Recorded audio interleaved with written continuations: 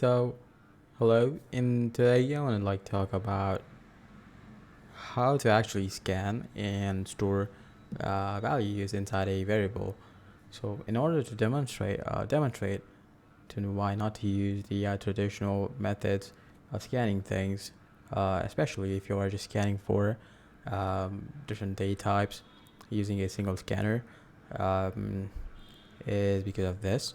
Right now, we have three different data types, and I'm trying to scan using the same scanner. So here's a score, a sentence, and a quantity in milliliters. My bad. And we're just trying to print all of them together. So if I just try to run this code and prompt it to enter something, a hello world, which is our sentence in this case, and see we can get an error.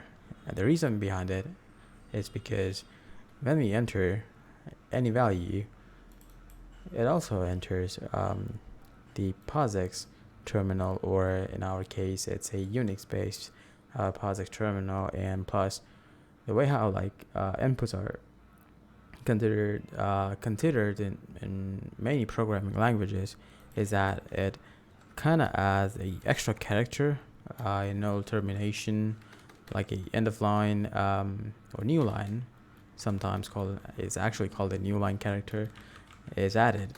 So what happens here is whenever you add a int, you also add an int plus a new character, and if you just do this if you just comment it, or probably if you just somehow get to this line, which is not technically possible because it never captured it, it will also put a new line character after this function call, or inside this function call, and it will never capture the double value. In fact, the double would receive a new line character, and which is not a valid double value. So in order to demonstrate how does the new line character passes down, I would like to just read on the code again, and if I just give it a value, it never captures the value. Because why? Because the new line function waits until capture the entire string until a new line is entered. But by default, the POSIX terminal and the implementation of this next int function actually enters a new character inside your input stream. So when I enter number 22, it also added in a new line character, and since a new line character was added, the sentence was never scanned. Technically it was scanned, but it was just a new line character, so it's entire sentence was blank, and that's why when we try to print out the sentence, it was totally empty. So for the same reason, if you just if I just uncomment the double, it will still give us the different output, but in this case 22 and some random value, let's say a different value, it captures because it's still a number, but you have this strange behavior where sometimes your input gets captured, or sometimes you mismatch the inputs, data types of your inputs. So what you do? Exactly right. It's kind of tricky because all of this explanation is just for a simple fix, and the simple fix in this case is actually just scan everything as a new line. So accept everything as a new line. So and parse it, parse your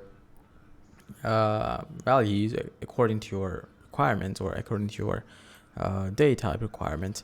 So for example, even if I want to capture an integer here, I will just capture it as a next line.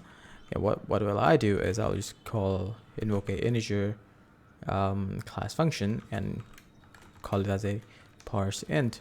So what it do, or what would it do is that it would actually just scan the entire line as a string and parse the integer out of it. So I'll do the same, but like a sentence is already a next line, so it's already a string, so we don't need to do that. But for double, what we can do is like we can just call it double class, and yep, it also has a double parse double function. So now if I just try to run the same code again, yep, I forgot to put the next line, and well, if I just try to run the same code again, I will just press 22 hello world and a random number, and we get our values over here. So this was like really a small trick. And also, like, don't forget, like a lot of people forget, like especially beginners, even though I made the same mistake right now. I forgot to like close the scanner. So like if you are sure that you don't need to scan anything else, or probably you have a dedicated scanner for this part of code, or for a specific part of code, then you should close it. Right? That's it. See you.